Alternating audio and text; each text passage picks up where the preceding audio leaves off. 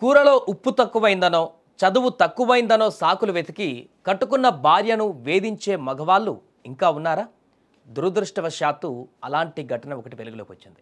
వికారాబాద్ జిల్లాలో సరిగ్గా అదే జరిగింది. నీ వంట బాగాలేదు, నీ చదువు నా స్థాయికి సరిపోదు అని భర్త అన్న మాటలకు 21 ఏళ్ల నవ వధువు జీవితం అర్ధాంతరంగా ముగిసింది.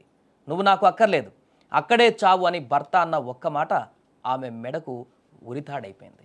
వికారాబాద్ జిల్లా పరిగి మండలం మల్లెమోనిగూడెం గ్రామానికి చెందిన శివలింగానికి ధారూర్ మండలం గడ్డమీద గంగారం గ్రామానికి చెందిన శిరీషతో పెద్దలు ఘనంగా వివాహం జరిపించారు. కొత్త కాపురం, ఎన్నో కలలు, కానీ అవి ఎంత కాలం నిలవలేదు.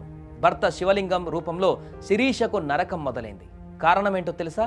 నీకు వంట సరిగ్గా రావడం లేదు, నువ్వు నాకంటే చదువు తక్కువ చదువుకున్నావు.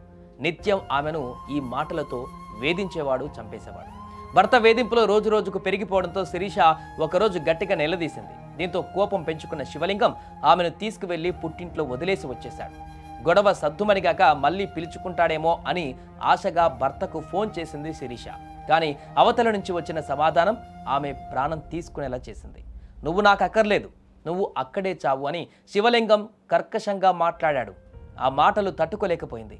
భర్తకు బరువు అవడం ఇష్టం లేక ఇంట్లో ఎవరు లేని సమయం చూసి ఉరివేసుకొని బలవన్మరణానికి పాల్పడింది. తమ కూతురి చావుకు అల్లుడే కారణమని శిరీష తల్లిదండ్రులు పోలీసులకు ఫిర్యాదు చేశారు. కఠినంగా శిక్షించాలని డిమాండ్ చేస్తున్నారు. చదువు సంస్కారాన్ని నేర్పాలి, కానీ అహంకారాన్ని కాదు.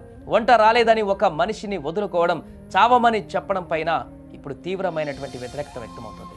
ఈ ఘటన పట్ల మీరేమనుకుంటున్నారో కామెంట్ చేయండి.